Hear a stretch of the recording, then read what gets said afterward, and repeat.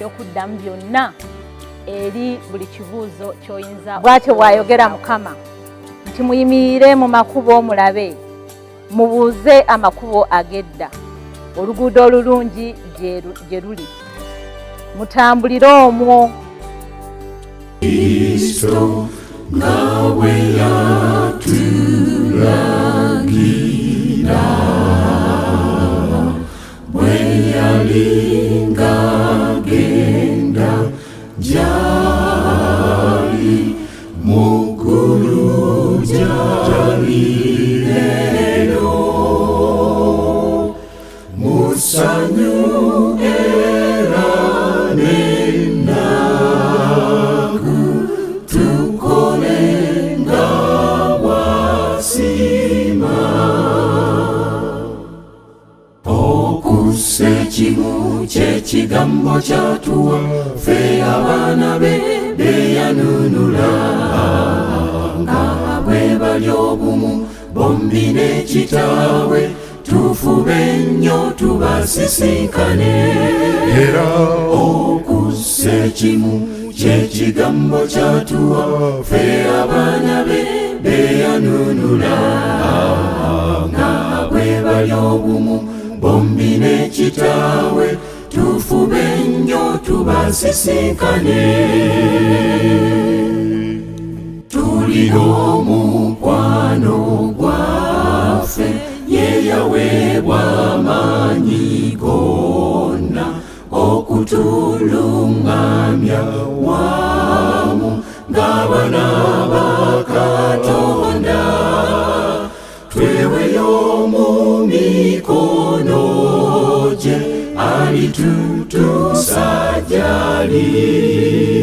Okusekimu kyekigambo kyatuwa fe abaana be beyanunula nga bwe bali obumu bombi ne kitaawe tufube nnyo tubasisinkane era okusekimu kyekigambo kyatuwa fe abaana be beyanunula nga bwe bali obumu bombi ne kitaawe tufube nnyo tubasisinkane. Yesu waffe okwagala kwo bulijjo kweyongere mu kisa kye kingi. Yesu tunywerenga ku ggwe tuleme okukuvaako mirembe n'emirembe. Okusekimu kyekigambo kyatuwa fe abaana be beyanunula nga bwe bali obumu bombi ne kitaawe tufube nnyo tubasisinkane era okusekimu kyekigambo kyatuwa fe abaana be beyanunula nga bwe bali obumu bombi ne kitaawe tufube nnyo tubasisinkane era okusekimu kyekigambo kyatuwa fe abaana be beyanunula nga bwe bali obumu bombi ne kitaawe tufube nnyo tubasisinkane.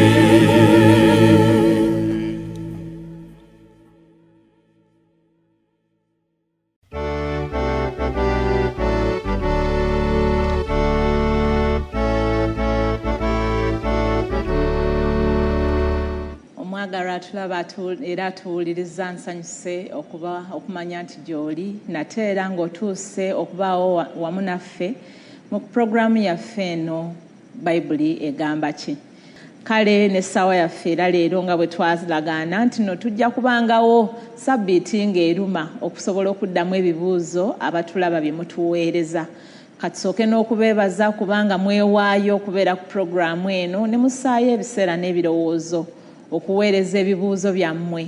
Nakugamba nti ekibuuzo ky'obeera obuuzizza obeera tobuuliza gwe wekka naye obeera oyina abantu balala bangi abakuli emabega b'otamanyi abeebuuza ekibuuzo kye kimu nga ggwe kye weebuuza kale bw'okisindika obeera oyambye bangi. Era kanyongere n'okukubiriza nti abakyalina ebibuuzo nga temunnabiweereza mubiweereze kubanga tuliwo ku lwammwe okulaba nga tumanya nga program bw'egamba nti bayibuli egamba ki. Tweyongera okwetegereza ekigambo kya Katonda nga bwe kyogera ate era n'okukitegeera. N'olwaleero nga bulijjo tugenda kubikkula mu bayibuli zaffe nga leero tugenda ekyawandiika kisimbuliza mu ngero tugenda mu ssuula ya 2. Engero essuula ey'okubiri tugenda kunokolayo olunyiriri olw'omukaaga nga lugamba nti kubanga Mukama awa amagezi mu kamwa ke mwe mufuluma okumanya n'okutegeera. Ekyawandiikibwa kigambye nti no Mukama yawa amagezi. So kyansonga nnyo okulaba nti no Katonda affe tumukoowoola tumusabe atuwa amagezi oyo atamma era mweteefuteefu ogatuwa ngasobola otuyamba okuyita mu nsi eno oba oli awo n'okutegeera by'ayagala tutegeere olw'okutambula obulungi. Agambye nti mu kamwa ke mufuluma okumanya n'okutegeera. Era olw'ensonga eyo Katonda waffe ye nannyini kumanya taliiko kkomo buli kimu akimanyi. So tuba tulina okumwebuuzaako mu nsonga zonna ze tutambuliramu ng'abaana b'abantu. So kati naawe kyenva nkukoowoola nti jangu otweyungeko mu bibuuzo bino tulabe nga tweyongera okutegeera tulabe Mukama agamba ki. Weewaawo twatuuse dda mu studio n'omusumba waffe nga bulijjo Musumba Ivan Sebaggala Samwiri.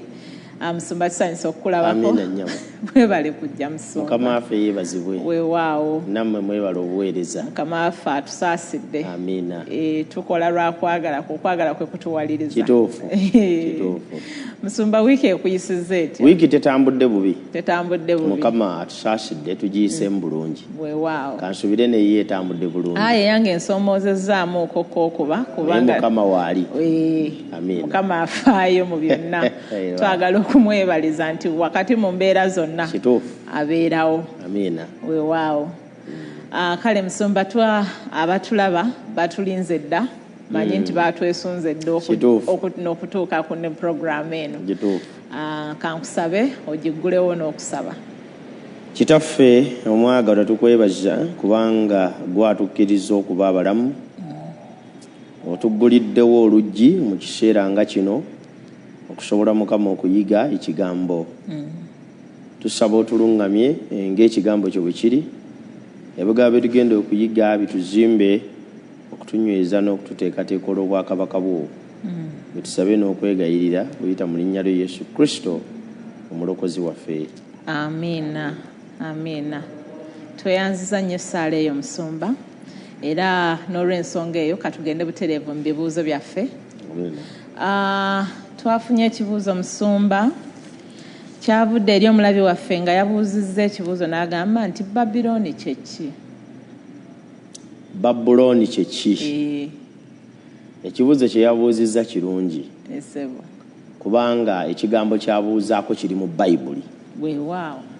Ate kikulu nnyo okukimanya kubanga si kigambo kya byafaayo kyokka naye ate ekigambo ekitukwatako ne mu kiseera mwe tuli eky'omulembe gwaffe. Olw'ekyo twebaza ababuuza awamu n'oyo yabuuzizza tusaba beeyongera okubuuza. Ate bw'obanga ekibuuzo tukitegedde bulungi obanga tomatidde oli wa ddembe okuddamu era okubuuza mu kibuuzo kye kimu ne tweyongera okukigaziya era n'omuntu oyo akinnyonnyoke. Kaakati Babbulooni mu biseera ebyakati kibuga ekitakyaliwo. Bw'oba oyagala okukisanga ebyasigalira byakyo okisanga mu ggwanga lye bayita Iraq ne wali Saddam Hussein. Okuva mu kibuga Baghdad otambulawo kilometers nga 94 osobola okusanga remains ez'ekibuga Babbulooni. So olwaleero oyinza obutakiraba naye ng'okusingira ddala Babbulooni kibuga kyali kifo. Ekigambo ekitegeeza ekifo linnya lya kifo nga bw'owulira Kampala nga bw'owulira Masaka nga bw'owulira Mbalala oba Ggulu. Kati tekikyaliwo Musumba kubanga baakikyusa ne baakikyusa linnya oba kyasaanawo? Ekibuga ekyo kyasaanawo.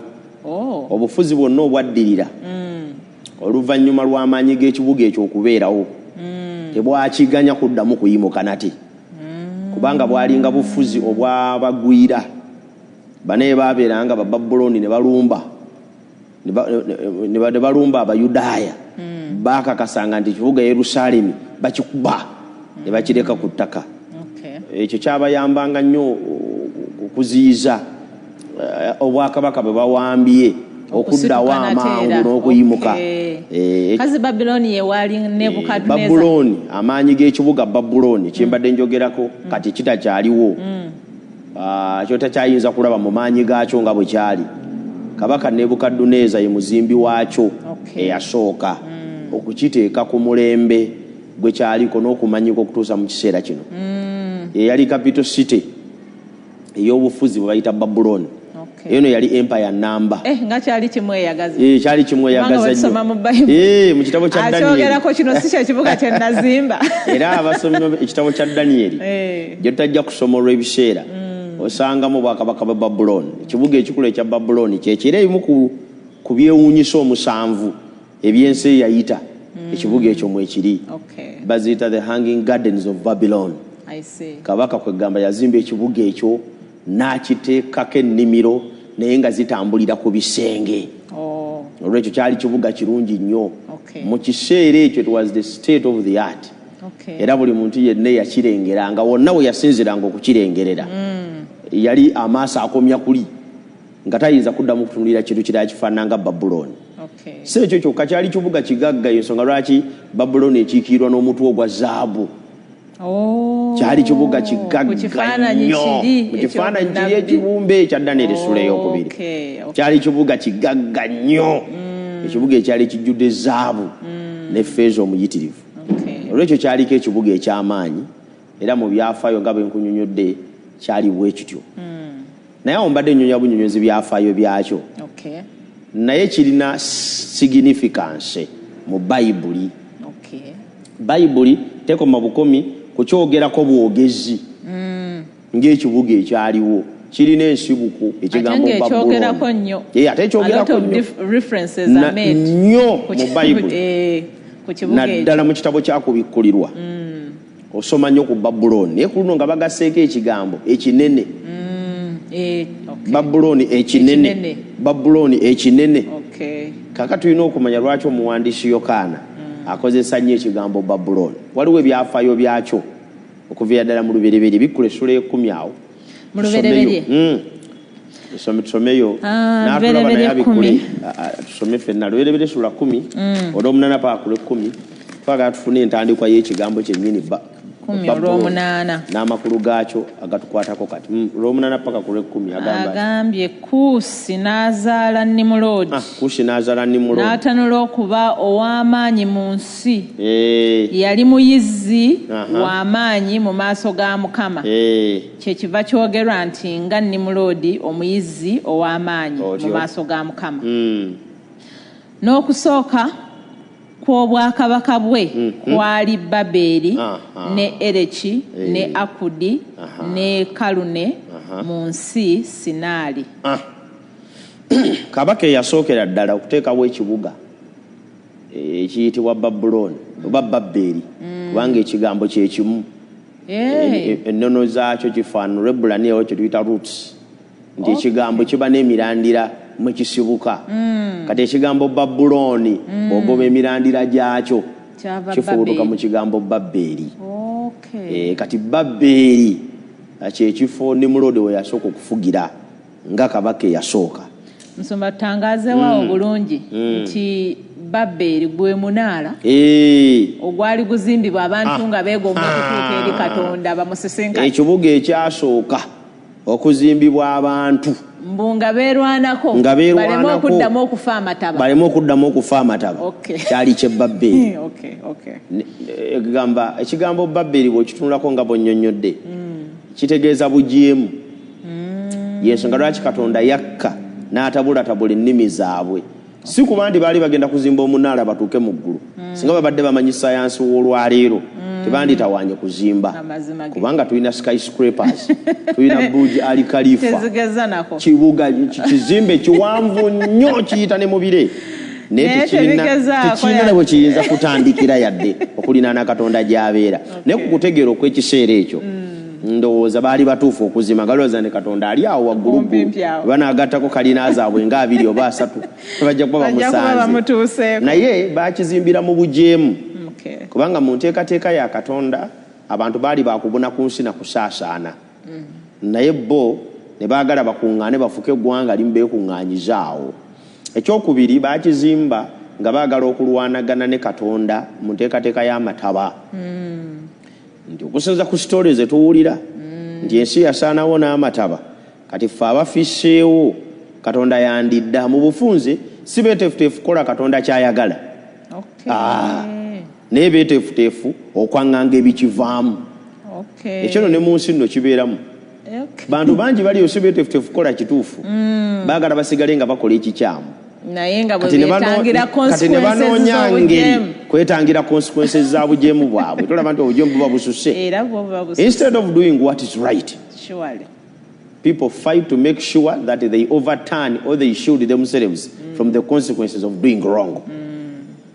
Olaba buzibu buliwo kandi nga bwe yagamba Abayudaaya nti mumpulirize muzisemu ekitiibwa njagala kisaso kisaddaaka mukole ebituufu ne bagaana obbikola ne bakola ebikyamu kati ate ne baagala baddukire Misiri kubanga ekyali kigenda okuva mu bujeemu bwabwe Babbulooni kujja kubakuba bakwe kusalawo bagende Misiri bakole alliance ne Misiri ne Neko ajja abalwanireko ku mu Babbulooni. Yeremiya abagamba nti mwandibadde mukola kituufu ne mwenenya ne mudde eri Katonda bwe mwandikoze ekituufu n'Ababbulooni tebandize ne bwe musigala nga muli bajeemu ne mwagala mulwanagane na binaava mu bujeemu bwammwe mufudde mukkirize obukkiriza babatwale mu bunyage kubanga ate abaliddukire Misiri abo tebalidda nakudda so nga ate okukkiriza okukola ekituufu it is the easiest way kyangu kintu ekyangu nnyo ekyokukolebwa naye simanyi lwaki twagala nnyo ebizibu Katonda n'atuteerawo sabbiiti ya lunaku lwa 7 nagamba mu lunaku lwa 7 ye sabbiiti oli n'agamba nedda nze njagenda ku Sande ate ne tukoleera nnyo kati n'alwana bwezizingirire okulaba nga ekikyamu ekyo kyakola kiyimirirawo nga talina musango kati ekyo kyava dda era kyekyali ku munaala gw'e Babbeeri kifo ky'abantu okuwulira Katonda n'okuva mu bujeemu ekyassa bannaabwe mu mataba kireme kubatuukako bo baalwana kuzimba munaala bajeeme naye nga talina bw'abatta kati Mukama kyava yabasaasaanya ennimi zaabwe ne zitabukatabuka kalaba ekigambo Babbulooni gye kiva kisibuka mu bujeemu kisibuka mu kuwakanya Katonda kisibuka mu kutabukatabuka naye okukikozesa ennyo mu Bayibuli tebakikozesa lwa munaala gw'e Babbeeri nkozeseza ennyiriri ezo okulaga atuwuliriza nti ekigambo Babbulooni kirina ensibuko y'obujeemu naye okukikozesa ennyo mu Bayibuli naddala ng'oggyeko bannabbi abaaliwo nga Babbulooni nga obwakabaka weebuli kati gamba nga Yokaana eyaliwo nga wayiseewo emyaka nga 5 bukyanga obwakabaka bwa Babbulooni buvaawo yakikozesanga okukiikirira obubi kye tuyita evil. Omanyi Babbulooni ly'eggwanga eryatwala Yuda mu bunyage ly'eggwanga eryazikiriza ekibuga kyabwe ly'eggwanga eryazikiriza yeekaalu n'ebikozesebwa mu yeekaalu ne babitikka ne babitwala mu ssabo Babbulooni gye tulabira kabaka yanywera mu bikopo ebyo mukono ne gujja ne guwandiika ku kisenge enkomero ya byonna nga n'okuggyibwa akaggiddwako Berusaza. Kaakati Babbulooni okukikozesa mu ndagaano empya kikozesebwa nga kiri mu kifaananyi eky'obwakabaka bwa Babbulooni obwabatwala mu bunyage ne buzikiriza ekonome yaabwe yonna ne buzikiriza obusika bwabwe bwonna ne buzikiriza okusinza kwabwe kwonna era teriyo kigambo ekyali kisinga okubeera ekibi ky'oyinza okutuuma obujeemu ekisooka Babbulooni. Ye ntikko ey'omuntu asinga okukyayibwa Katonda. Babbulooni baakitunuuliranga obulabe eri Katonda, obulabe eri abantu ba Katonda. Era n'abatume baakikozesaako nga Peetero ne bakikozesanga naye nga bakikozesa nga bakituuma ekintu kyonna ekyali kirwanagana ne Katonda amazima ge awamu n'abantu be. Kati mu kiseera eky'endagaano empya Abayokaana babeererawo n'abalala ekigambo ekyo kyakozesebwanga Babbulooni okukiikirira okulwanisa Katonda amazima ge awamu n'abantu be. Kakyovula bandi kati mu kitabo kyakubikkulirwa ekigambo Babbulooni kikozesebwa. Kati mu kukikozesa mu kitabo kyakubikkulirwa gamba ajja kubikkulako osome kubikkulirwa 18:10. Essula 18 eyogera ku Babbulooni ekinene. 18:10 kubikkulirwa agamba atya? Olw'ekkumi agambye nga bayimiridde wala olw'entiisa ey'okubonaabona kwe nga boogera nti batya nga boogera nti zikisanze otyo ekibuga ekinene Babbulooni, ekibuga eky'amaanyi, kubanga mu ssaawa emu omusango gwo gutuuse. Kaakati essula 18 atulaba era atuwuliriza asobola okusigala nga yeesomera. Kubanga mulimu ebigambo byonna ebinnyonnyola ekibuga, obusuubuzi bwakyo, obuguzi bwakyo, amaato gaakyo, abakibeeramu. Essula 18 edescribinga Babbulooni nga city. Embeera z'ekibuga zonna nti ng'oggyeko okuba nti abatume Ruumi ng'ekibuga baakitunuuliranga entebe ey'obulabe eri Katonda, eri amazima ge n'eri abantu be. Kubanga mu kiseera Yokaana bwe yabeererawo Abaruumi be baali bafuga. Era Abaruumi kumpi abatume bonna battibwa bo. Kati olw'okuba nti Abaruumi batta abatume ne bayigganya obukristaayo naddala ku mulembe gwa Nero.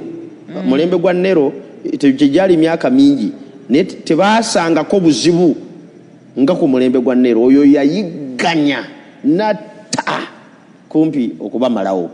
Kati ne batandika okutunuulira Ruumi n'ekibuga kyayo ekikulu nga yentebe ewasibuka obulabe eri obukristaayo ne Katonda. Bwe twayogeddeko obusinga okubeera obwa waggulu. Kati ng'oggyeko abatume okukirabange okulaba ekibuga Ruumi nga entebe ey'omulabe wa Katonda kisukkawo awo, kyekiva kiyitibwa Babbulooni ekinene.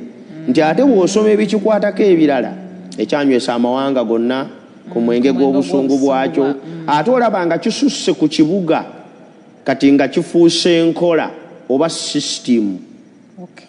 Kati yabuziza ekibuuzo nti Babbulooni kyeki, tumusimidde ebyafaayo byakyo na lwaki kikozesebwa. Babbulooni mu kitabo kyakubikkulirwa kikozesebwa okutegeeza enkola zonna ez'obujeemu eri Katonda, eri amazima g'ekigambo kye n'eri abantu be.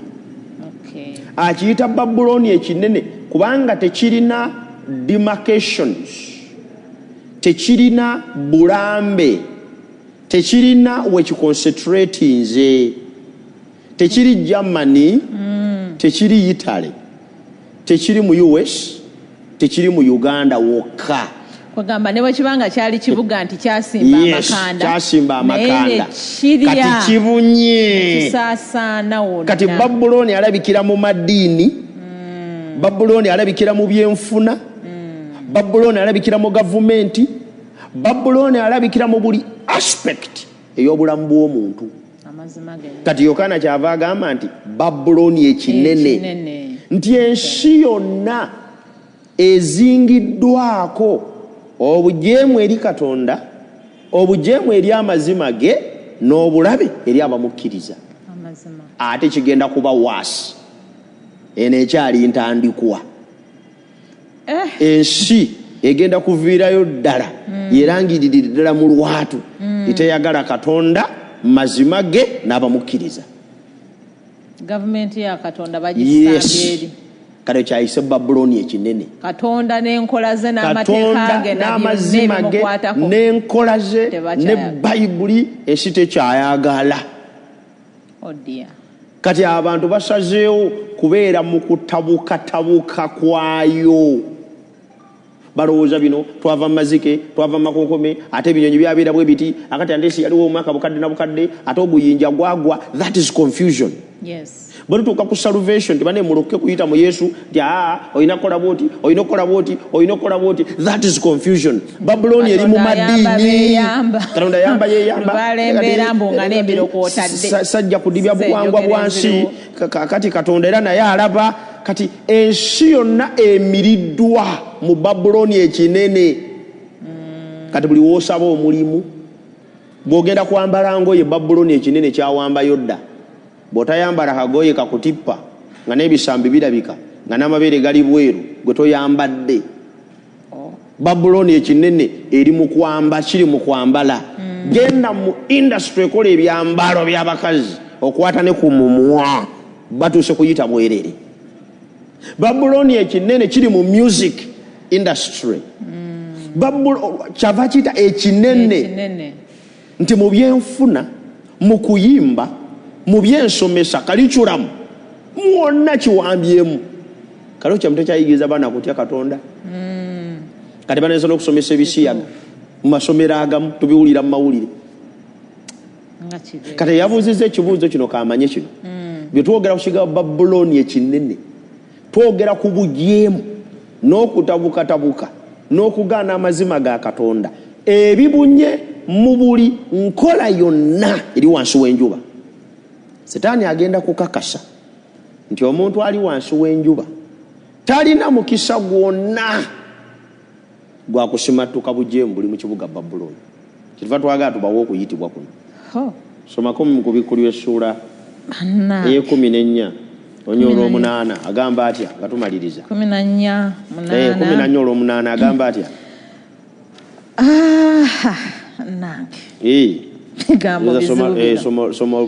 Agamba atya. Ne malayika omulala owokubiri n'agoberera ng'ayogera nti kigudde Babuloni ekinene ekyanywesa amawanga gonna ku mwenge gw'obusungu bw'obwenzi bwakyo. Owulidde ekigambo ekyo? Kigambo kinene obwenzi. Malayika owokubiri n'alabula. Kati wali tuba twogera ku Babuloni ekinene. Kati wano agamba kigudde. Bassobo ne bannyaba balaba ebigambo bino. The world and its systems is fallen, is rotten. Enkola z'ensi yonna nvundu. Si njigiriza, si kuyimba, si kwambala, si byabufuzi, si majje, si ntalo. Buli nkola yonna evunze. Olaba n'amadiini nago gavundiddemu. Kati kyava atuyita nti mukifulumemu mu abantu bange. Mukifulumemu mu abaagala amazima.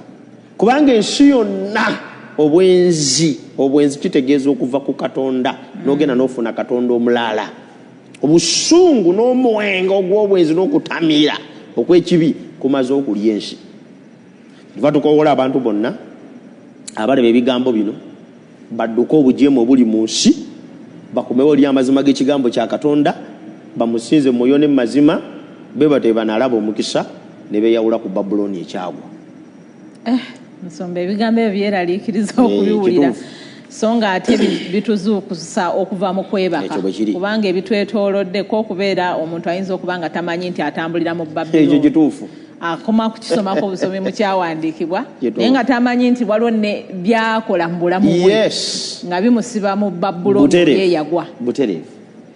Nsomba kasooke tukomewo mwagalwa tulaba katukomewo katumale okunywa ku lwendo lw'amazzi tukomewo katono nnyo.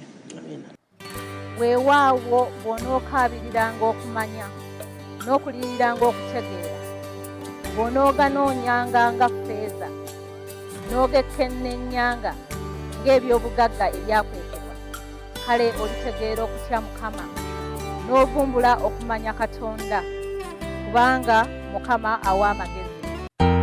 Luka essula ey'e11 olunyiriri lwa 34 Bayibuli egamba nti eriiso y'ettabaaza y'omubiri. Bwe liraba obulungi omubiri gujjula omusana ate eriiso lyo bwe liraba obubi omubiri gujjula ekizikiza. Era ne mu katabo aka Adventist Home essula y'e6 tuweebwa amagezi okukuuma emikutu gyonna omulabe mwayinza okuyitira nga muno mwe muli okulaba era n'okuwulira. 3ABN ekuleetedde okusalawo okutuufu kwe n'abaana bo. Gitega olwaleero ofune okuwummula mu Yesu Kristo. Weewaawo bw'onookaabiriranga okumanya n'okuliyiriranga okutegeera, bw'onooganoonyanga nga ffeeza n'ogekkennenyanga ng'ebyobugagga ebyakwekebwa, kale olitegeera okutya Mukama n'ovumbula okumanya Katonda, kubanga Mukama awa amagezi.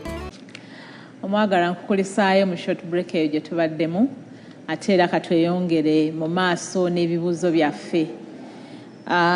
Musumba, ekibuuzo ekirala ekyazze baakitusindikidde nga kiva mu Yakobo essuula ey'okutaano, onyirira 14 ng'agamba nti amafuta kika ki agoogerwako wano. Gito Yakobo 5:14 mafuta kika ki, ndoza lutusomere tulaba era tugoberera asobole. Yakobo 5:14 agambye atya? Otyo 14 agambye nti waaliwo mu mmwe omuntu alwadde, otyo ayitenga abakadde ab'ekkanisa bamusabirenga nga bamusiigako amafuta mu linnya lya Mukama waffe. waliwo mu mmwe alwadde, Yes. ayitenga abakadde b'ekkanisa bamusiiga amafuta mu Mukama waffe. Kale ekibuuzo abuuza mafuta kyago. Kati ekigambo nti waliwo mu mmwe alwadde, ekigambo ekyo bw'okitunuulira kisinga nnyo okulinaana obulwadde obw'omubiri. Okay. Omuntu ali physically ill, omuntu alina obunafu obw'omubiri. Pawulo agamba nti bwe muba mu mmwe, manya Yakobo, bwe muba mu mmwe nga waliwo alwadde, ayita abakadde b'ekkanisa bamusiiga amafuta. Kaakano tetujja kukisiba ku bulwadde bwa mubiri bwokka. Okay. Kubanga tumanyi bulungi nnyo nti Bayibuli bweyogera ku kigambo okulwala teyogera ku bulwadde bwa mubiri bwokka, eyogera ne ku bw'omwoyo. Ate era ne bwe kitandibadde bwe kityo, obulwadde obw'omubiri butera nnyo okukwatagana n'obw'omwoyo ebiseera ebisinga obungi. Era abantu bangi nnyo abalwala mu mubiri ne bafunyizibwa endwadde bafuna nnyo okusoomoozebwa mu by'omwoyo. Okay. Birinaana nnyo. So omuntu omulwadde mu mubiri kyangu nnyo, chances are ne mu mwoyo aba mulwadde in one way or another. So kati omuwandiisi Yakobo akitwalidde wamu nti omuntu yenna mu mmwe bw'abeera ng'ayina obulumi mu mubiri ate era nga n'omwoyo kisoboka ayite abakadde, yandibadaga nti ayite abasawo. Yalaga nti omuntu yenna, kubanga abakadde b'ekkanisa si basawo. Toyizaga nti mu mmwe bwe muba alwadde munoonye omukulembeze w'ekkanisa. Kitegeeza nti Yakobo mu kuwandiika kwe azingiramu n'obunafu obw'omwoyo. Ng'ekiruubirirwa ky'okuwandiika kuno kiri nti okusiiga amafuta mu kiseera kye, bw'osoma mu kiseera kye New Testament period, okusiiga amafuta tekutandikira mu ndagaano mpya. Era Yakobo ng'Omuyudaaya ate yali akutegeera nnyo, kubanga mu ndagaano enkadde amafuta agaakozesebwa gali mu bika ebisukka 33. Nakati nno gakyaliwo agamu.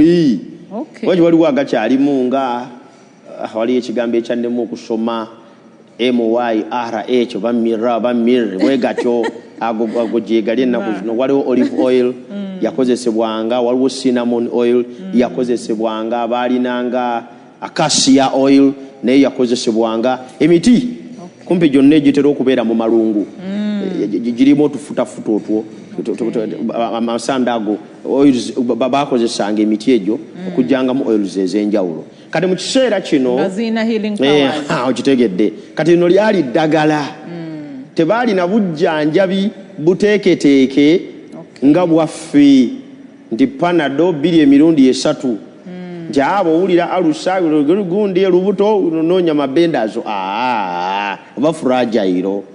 Obujjanjabi bw'ekiseera kyabwe bakozesanga nnyo spirit, ne bakozesa nnyo ne oils, essential oils.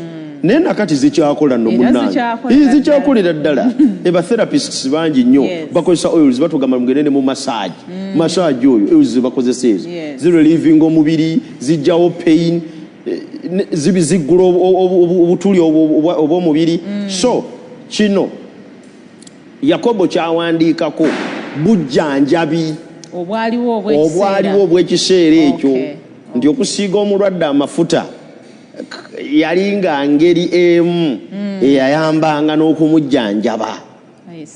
Kati ate lwaki agamba abakadde kikiina kukoma ku bakadde bokka kakati ng'ojjeko ate musumba na kino tukyawule si bakadde bakulu mu myaka oba elders yogera bakulembeze ba ddiini church leaders nga bwe yagamba eri mu Tito emu olw'omusanvu nti londa abakadde mu buli kibuga tayogera ku bakadde mu myaka naye yogera ku bakulembeze ba ddiini kati ekireetesaamu abakulembeze b'eddiini bano nti Yakobo tayogera ku bujjanjabi bwa mubiri bwokka ayogera ku both physical and spiritual therapy nti omuntu ono abakadde bagendayo ng'ogyeko okumusiga amafuta agayinza omuyambako okuliving pain okola treatment n'ebirala ngera obujjanjabi bw'ekiseera ekyo bwe bwalinga ate abakadde bano bamusabiranga era ne basabanga ne Katonda amusonyiwe ebibi bye kubanga bamu abalwadde nga n'okwogera tebakola ki tebasobola kwogera kati ne babasabiranga omukisa gw'okuwona so kati kitwazayo abakadde kuba tewalingawo ba professional doctors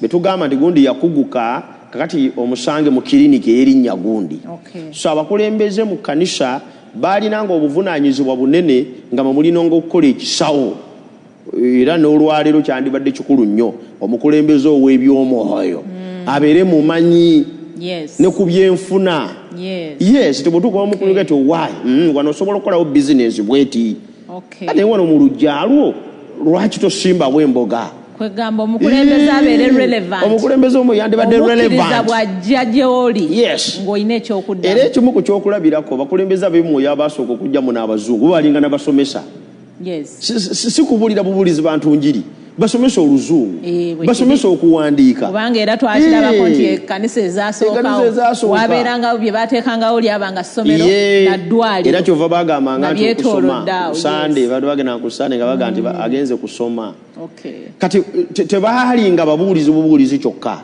naye baalinga basawo baalinga basomesa kati omusumba yandibadde amanye eddagala nti mu Oluganda mukusinza ku mbeera gy'olimu temulya bibala bulungi abaana bawe ebibala abaana bawe ku mata kendeeza okubaliisa kino kati ekyo tekikoma bukumi leero ne mu kiseera kiri abakulembeze ab'ebyomwoyo balinga relevant eri abakristaayo all round ng'amanyi obujjanjabi obw'omubiri ate n'okusabira abantu kati kyekifaananyi olwo kyerutuwa ate era ne Yesu kyekifaananyi mwajjira baayitawo ekituufu kubanga yasookanga kukwata ku physical needs nga tannakwata abalwadde ne bawona nga tannabuulira njiri kati ne Yesu yennyini atuwa ekyokulabirako ekigambo nga kigwa ku ttaka eggimu okitegedde bulungi Yesu teyali bubuulizi yali musawo yali mulimisa yali munnabyanfuna yali all round kati n'omukulembeze ow'ebyomwoyo bwe yandibadde so oli bw'asoma nti abakadde ave mu kiroozi naye abakadde ate bagenderayo ki abakadde tebaalinga bantu bakubuulira bubuulizi njiri abakadde bayambanga abantu mu byobulamu bayambanga abantu mu byenfuna bayambanga abantu mu nkuza y'abaana bakyaliranga mu maka gaabwe balaba amaka gatambula gatya gayimiridde muli balamu abaana bakozibwa bulungi muli emmere ennamu kati eyo gyonna mirimu gy'abakulembeze ba spiritual leaders n'okusabira emirimu gy'amaka n'okusabira emirimu gyabwe besides okubabuulira enjiri so olunyiriri olutulaga nti abakadde mu kiseera ekyo mu buweereza abaabo balinga all round naye n'ekisembayo kiri nti amafuta gano kalinga kabonero akalaga omwoyo omutukuvu kuva edda ne mu ndagaano enkadde ng'abantu bwe balondebwa ne baawulibwa mu offices omanyi offices zalinga enkulu 3 mu nkola y'Abebulaniya baalinanga bakabaka baalinanga bakabona baalinanga bannabbi naye offices ezo zabeerangako anointment ng'oggyeko ey'abakabona eyalina omusaayi mwetambulira naye era bakabona abasinga obukulu nabo anointment ezo baazifunanga kalinga kabonero akalaga okujjuzibwa omwoyo omutukuvu n'okulondebwa awamu n'okwawulibwa. Kati Pawulo agamba nti abantu bano amanya Yakobo abantu bano abaluwadde mubasiiga amafuta ng'akabonero akalaga nti bakatiddwako engalo ya Mukama, ng'akabonero akalaga nti Katonda atuuse ku bulamu bwabwe, ng'akabonero akalaga nti baawuddwa, basonyiyiddwa, basumuluddwa okuva mu bulwadde bwabwe obw'omwoyo ne mu kutegana kwabwe. So kalinga kabonera atakalaga obulwadde obumu bwavanga na mbirowoozo n'okunyigirizibwa kw'ebirowoozo ne stress. Kali ndowooza nti therapy ng'eyo y'okusiga omuntu amafuta ereeta relief eri obulamu bw'omuntu, si bwa mubiri bwokka naye era it was a physical sign okulaga the presence of the healing power of the Holy Spirit eri obulamu bw'omulwadde. So yensonga yokka lwaki awandiika bw'atyo. However bw'atuuka n'agamba nti amafuta ki mugambye nti wano tebaspecifyinga kika naye nina ge nnamenyeeko amatonotono. Wano waffe ge tusinga okumanya mangi nno nago nno enaku mafuta oils ezo naye esinga okuba common by olive oil. Ndowooza eri waffe gwe tusinga ne mukulya tutumukozesa. Endowooza ene waffe olive oil yasinga kugira naye bakola massage abo balina oils nyingi ez'enjawulo eziva mu Arabia eziva mu India zebakamula okuva miti ng'ate zijjanjaba. So tutuyinza kumanya specifically wanaayogera ku ki mafuta ki naye wabula ge tumanya agaakozesebwanga ennyo olive oil, acacia oil, myrrh n'endala gyegali mangi. Bagamba mu jeno katugambe nti mu jeno ekika ky'amafuta kyayogerako essential oils si mafuta ga ttaala si ga ttaala si mafuta ga mmotoka si ga nnyonyi diesel petrol nedda n'ayogera ku essential oils ezaakozesebwanga mu kujjanjaba abantu. True. So ndowooza mu bufunze abuzza ekibuuzo tumuzzeemu era lwakuba tutumutunuzaako ne mu lunyiriri kye lutegeeza n'abalala bandibuzza ebibuuzo ate ebirala ku lunyiriri olwo nabyo tubire nga tubiddiddemu wamu mu kibuuzo ekyo kyekimu. Amiina. Tweyanziza Musumba otuyambye okukitegeera n'okukyawula ekyo. Kale mulala atugambye nti lwaki Abadiventi temwabya nnyimbe atuwadde olunyiriri lwajulizza luli mu lubereberye 38 abasevenisidde leero babaguddeko. Nze nkugambye kiki ekibagaana omulabi waffe ayagala okumanya atumutegeere lwaki ebintu ebimu mubikola ebirala temubikola abalala tubikola ate nga bikulu mwabaki mwabatabikola.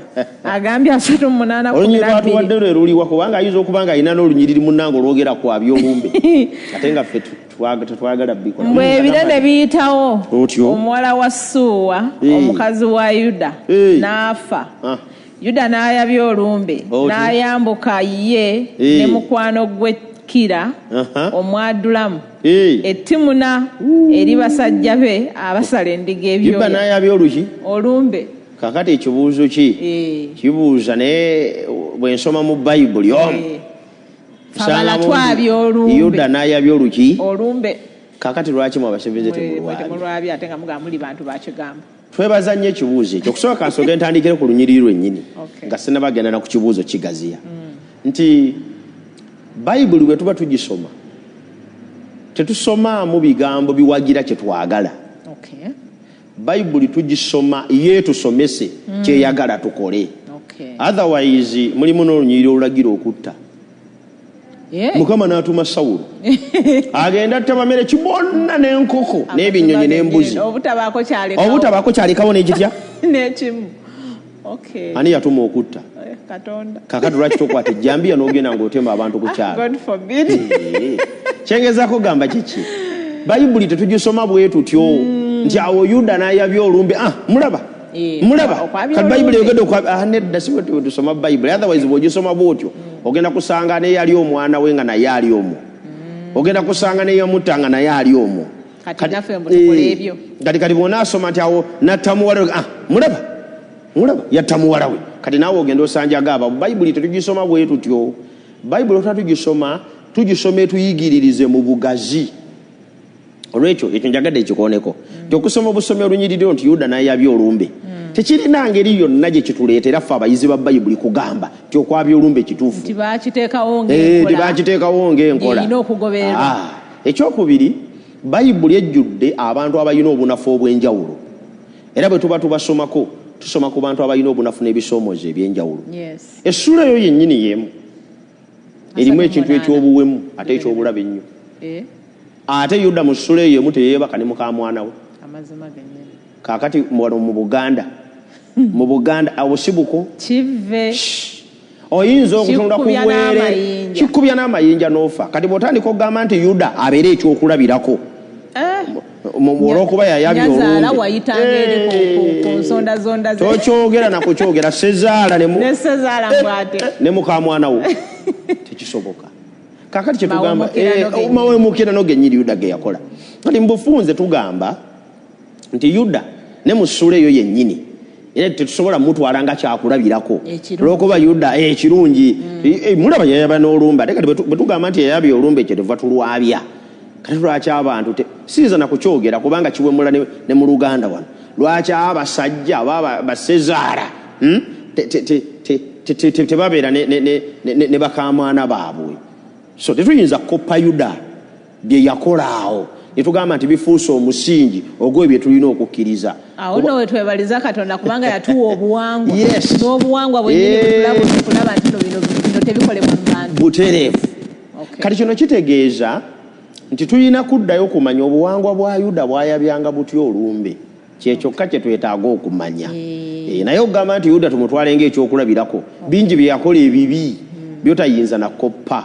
So si buli kye yakola ntukikoppa okuggyako nga kye yakola kikkaanya n'okuyigiriza okugazi okw'ekigambo kya Katonda. Naye nsomeraako mu Luzungu. Oluzungu lujja kunnyamba oluzungu lujja kutuyamba okutegeera bwe bagamba nti n'ayabya olumbe bategeeza ki. Tugenze mu Genesis 38 najyo tukikiriyalinge kiveewo. Agambye in the course of time the wife of Judah, Shuria's daughter, died. When Judah was comforted, he went up to Timnah to his sheep shearers, he and his friend Hiral, the Adulamite. Nti ekiseera nga kimaze okuyitawo mukyala we afudde when he was comforted. When Judah was comforted. Bible endala ez'oluzungu zigamba when the time of mourning was over. Kyebayita okwabya olumbe abuzze ekibuuzo kino talina kwerabira nti Yuda si Muganda. Yuda Mwebbulaniya. Yuda teyayabya lumbe nga gwe bw'olwabya eno. Abayudaaya bw'osoma Bayibuli yonna tebalina kakwate n'abafu newankubadde ku mulembe gwa Ibulayimu. Tutangaze Musungu. Abayudaaya kino kyewuunyisa nti Abayudaaya tebalina kakwate n'abantu baafa mu ngeri y'emikolo gyonna yadde mu kusinza. Yensonga lwaki mu Bayibuli olw'okuba nti yawandiikibwa Bayudaaya Bebbulaniya tebalinaamu kuyigiriza kwonna nti abafu bategeera. Naye bannange singa abafu baali bategeera nga ddala kituufu abafu baali bategeera batusabira ne Saala bane mu Bayibuli byandibadde bijjudde. Ibulayimu n'atatusabira jjajja w'abakkiriza ne Muusa n'atatuwerayo yadde Saala.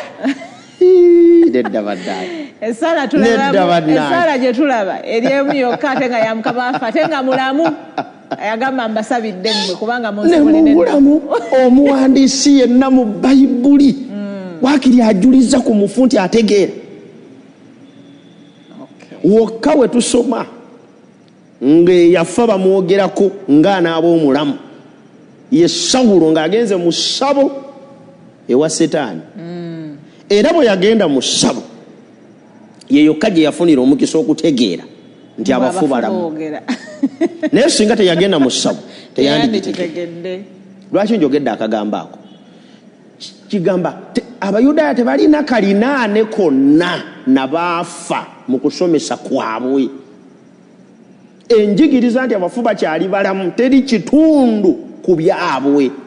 n'ekigambo kyennyini tebakkiriza mu nkola za Setaani n'ekigambo kyennyini nti omuzimu tebakirina.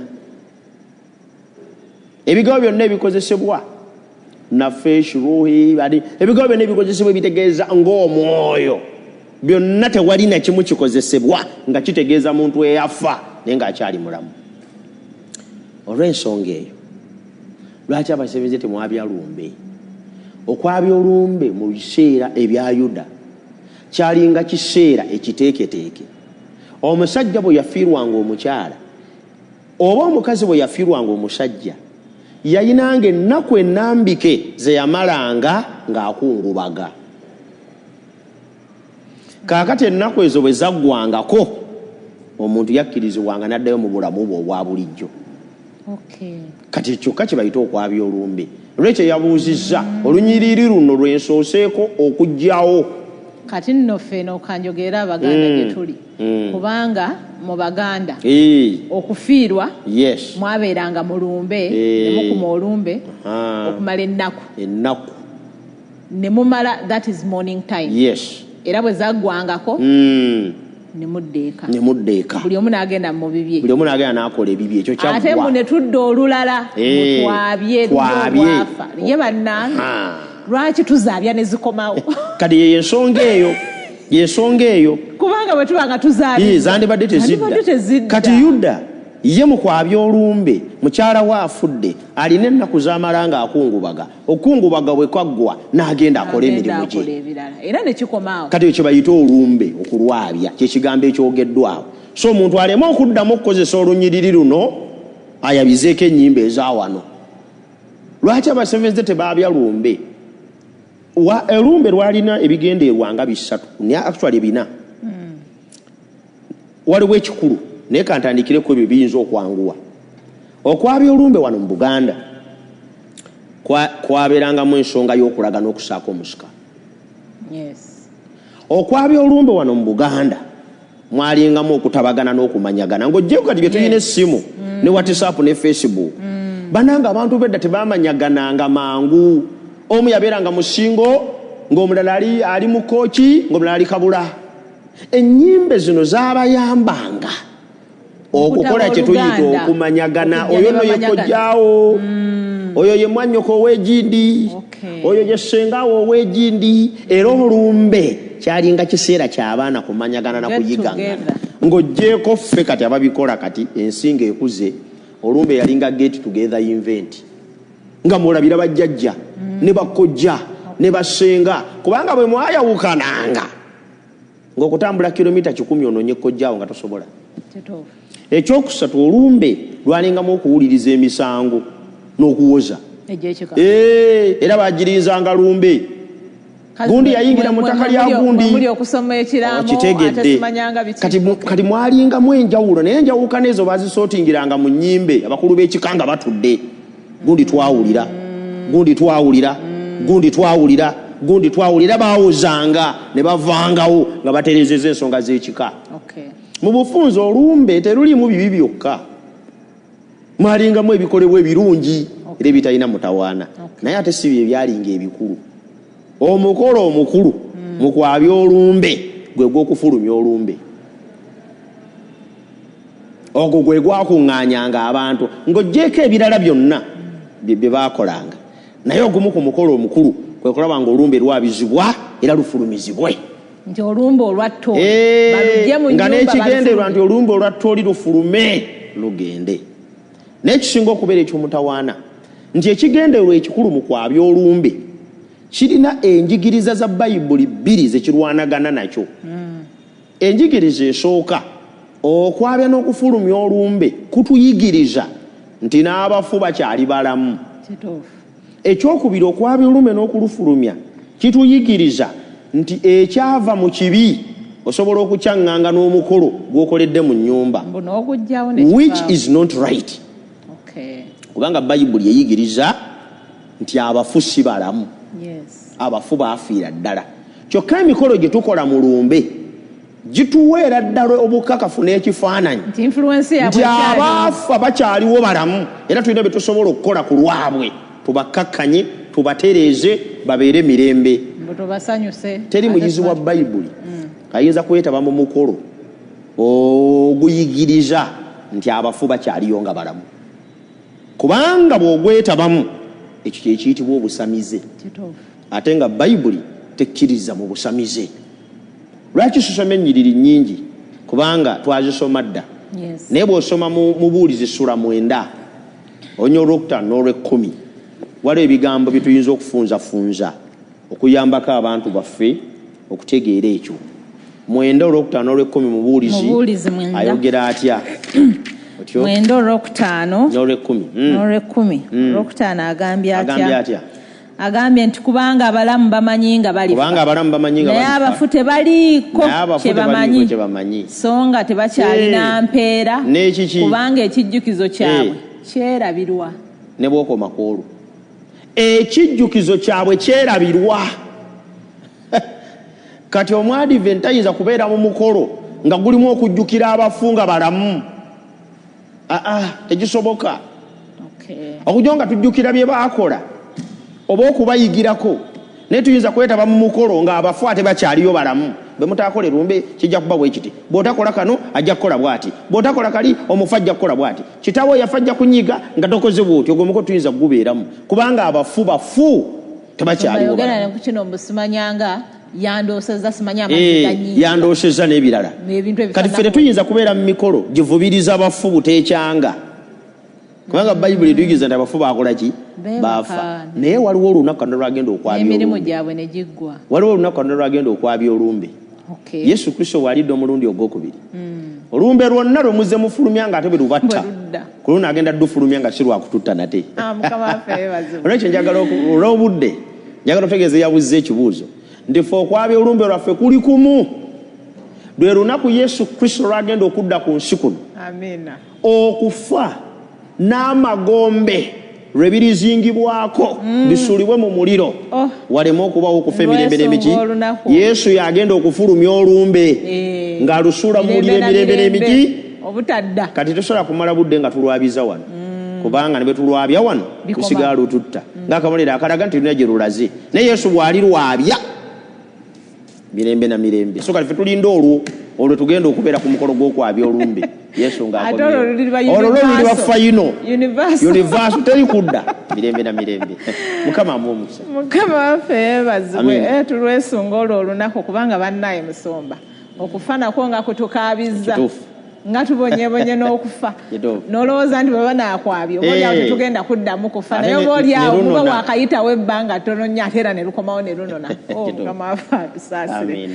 Kale tweyanziza nnyo tweyanzege musumba okutulambika obulungi mu nsonga ezo. Mwagalwa atulaba bwetyo puroguramu yaffe bwetambudde. Twagala okwebaza Katonda okuyiga kuno okubadde kwa nsonga ate era tukusaba puroguramu bwe banga owulira nti ekunyumidde oba ekukutteko oba olina kyosigadde kwegamba waliwo koosikattiddemu n'otakafuna bulungi twagamba osobola okugenda ku mukutu gwaffe ogwa YouTube n'oteekamu ekigambo Advento Productions n'onoonyaayo puroguramu Bayibuli egamba ki. Ojja kubanga puroguramu ogifuna yonna mu bujjuvu nga bwetambudde ate era ojja kusangayo n'ebirala ebijja okuyamba by'ojja okuyigirako.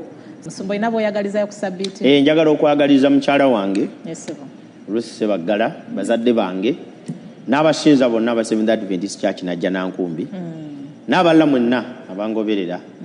Mukama nsaba bawo omukisa Sabbiiti ennungi.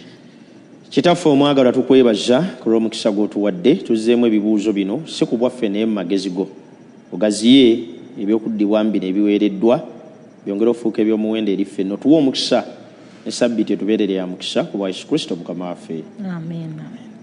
Mukama abawe omukisa Sabbiiti ennungi era abakuume tusinkane nate essaawa ze zimu olunaku lwe lumu. Mukama abeere nammwe. Okuddamu byonna eri buli kibuuzo ky'oyinza. Bw'atyo bw'ayogera Mukama nti muyimirire mu makubo mulabe, mubuuze amakubo ag'edda, oluguudo olulungi gye luli, mutambulire omwo